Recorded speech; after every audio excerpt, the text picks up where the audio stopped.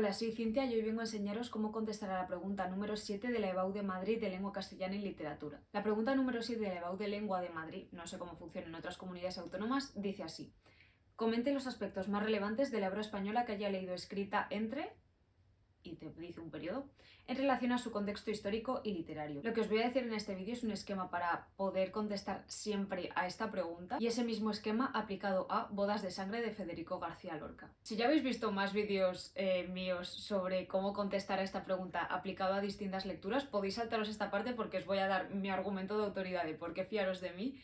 Y luego también os daré el esquema, entonces os pondré en la pantalla a qué minuto podéis saltar para ir directamente a la obra. Para las personas que os preguntéis por qué podéis confiar en mí, simplemente deciros que podéis no confiar en mí, evidentemente, pero sí que saqué un 10 en la EBAU de Lengua de Madrid, también saqué matrícula de honor en bachillerato en lengua y en bachillerato en general, con la beca de excelencia de la Comunidad de Madrid. Todas esas cosas que no lo digo para fardar, sino simplemente para que sepáis que yo puedo ser una fuente confiable. Donde no lo sepa, cuento con la ayuda de mi profesora Mar del instituto, que me dio lengua en cuarto y primero de bachillerato y luego también en segundo de bachillerato. No me dio clase ella, pero bueno, es muy buena profesora y me ayuda a que no falte ningún tipo de información en estos vídeos. Ahora sí, para contestar a esta pregunta, siempre sin importar la lectura en la que lo estés aplicando, os voy a dar un esquema que os va a servir siempre. Lo principal de esta pregunta es lo que ocupe en las hojas. Es decir,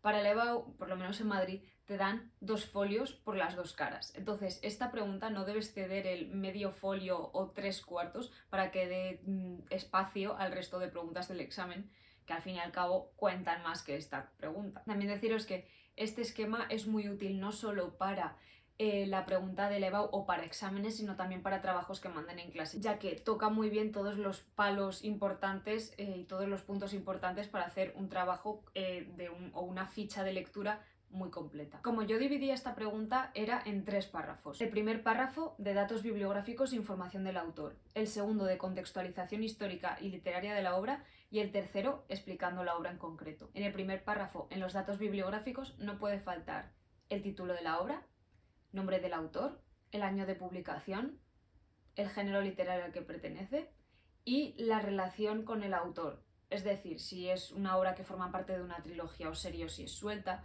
si es la primera obra del autor, si obtuvo algún premio por ella, etc. En el segundo párrafo se debe hacer la contextualización histórica y literaria de la obra. Se tiene que hablar sobre el contexto histórico en la fecha de publicación y en el contexto literario hablar del movimiento corriente en la que se inscribe la obra. En el tercer párrafo se trata de explicar la obra. Hay que mencionar el argumento, una breve descripción de la trama y su estructura si es relevante, y los aspectos significativos de la obra, como el lenguaje, la originalidad del argumento, la construcción de los personajes, etc. A mí sí que me gustaba terminar esta pregunta con un pequeño párrafo de 2 o 3 líneas explicando la importancia de la obra. Pero claro, este párrafo no es necesario, simplemente lo añadía yo porque me parecía que cerraba muy bien la pregunta. Aunque yo os voy a dar la información de manera muy esquemática y punto por punto, lo mejor es redactarlo lo mejor posible e hilar las ideas entre sí y no simplemente decirlo como si fueses un robot de manera muy sistemática, sino dejarlo todo muy bien cohesionado. Ahora sí, vamos a aplicar este esquema a Bodas de Sangre de Federico García Lorca. Bodas de Sangre de Federico García Lorca, en el primer párrafo, mencionar el título, Bodas de Sangre,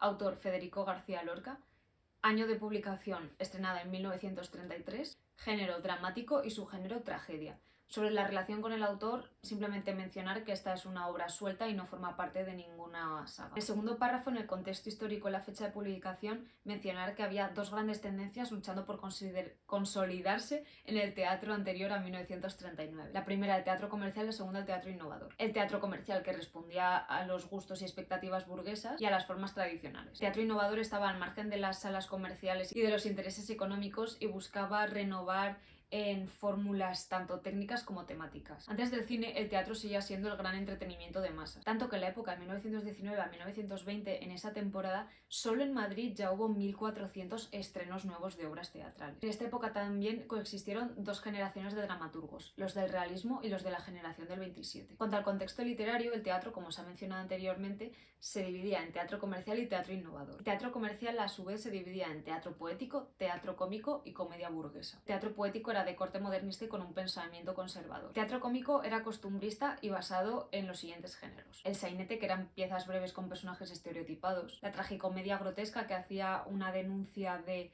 el caciquismo, la hipocresía y tenía un fin moralizador; y el astracán, que tenía una comicidad descabellada. En la comedia burguesa, por otra parte, se hacía una crítica de costumbres con valores burgueses, donde destaca Jacinto Benavente. El teatro innovador busca crear nuevas fórmulas y corrientes al margen de las salas comerciales, como he dicho antes, y no se conforma ni con el provincialismo ni con el vulgarismo. Este teatro innovador destaca en la generación del 98 Unamuno y Azorín, con reflexiones profundas y moralizadoras en las obras de teatro; teatro vanguardista con Jacinto Grau y Ramón Gómez de la Serna; y la generación del 97, que trataba de llevar el teatro a las clases populares y depurarlo. Destacan Salinas, Alberti y Lorca. Y de todo este periodo literario, los grandes renovadores fueron Ramón María del Valle Inclán y Federico García Lorca.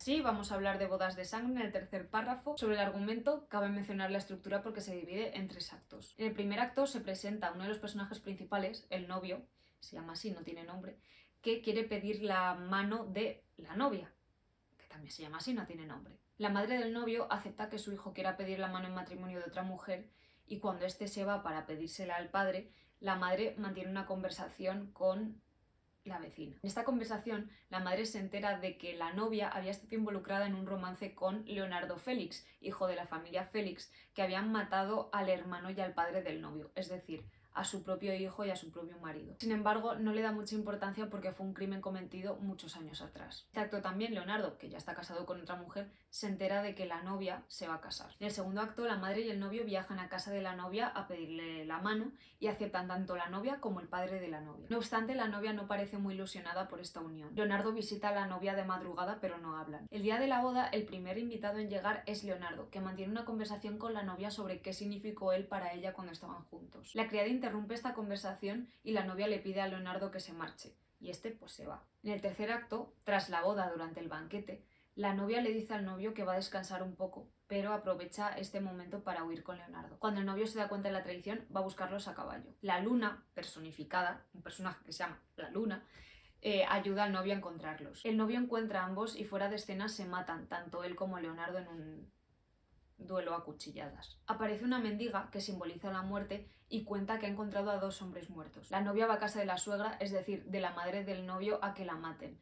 Eso sí, siempre defendiendo su honra y identificándose como víctima del amor y arrastrada por un hombre. La suegra en ese momento la perdona y la abraza. Y ahí acaba la obra. Sobre los aspectos significativos de la obra, en cuanto al tema, es la pasión, el amor irrefrenable y la represión que éste fomenta al ser irrefrenable, la muerte y la imposibilidad de luchar contra el destino. En cuanto al estilo y el lenguaje, esta obra está escrita tanto en verso como en prosa y el lenguaje es muy simbólico, muy característico en Lorca. Hay un gran simbolismo de las flores, del caballo como deseo sexual o muerte, del verde como muerte, de los cuchillos como muerte, porque todo en Lorca significa muerte, y las acotaciones muy descriptivas, sobre todo con los colores. Sobre los personajes, los principales son la novia, el novio y Leonardo. La novia, que se deja llevar por el amor y la pasión irrefrenable; el novio, que es traicionado y muere; y Leonardo, que es el único personaje que tiene nombre y es el amante de la novia. Otros personajes son la madre del novio, que está rencorosa por el asesinato de su familia, como sería lo normal; el padre de la novia, que simplemente quiere que su hija sea feliz; y la mujer de Leonardo. Sobre la importancia de la obra, que este párrafo no hace falta añadirlo, pero a mí me parece que queda muy bien. Esta obra pertenece a las grandes obras de madurez de Lorca, en concreto a sus tragedias rurales junto con Yerma y la casa de Bernarda Alba. También es considerada una de las obras cumbre no solo de Lorca, sino también de la generación del 27, que aún a día de hoy sigue llegándonos y es considerada una de las mejores obras teatrales del siglo XX en España. Ya se ha acabado lo que es la pregunta de la BAU, pero simplemente mencionaros que si os gusta esta obra, tengo otro vídeo en el que la comparo con la canción Guitarra de Periglo y Gilfi, que es una canción que me encanta, de 2 artistazos que me encantan también.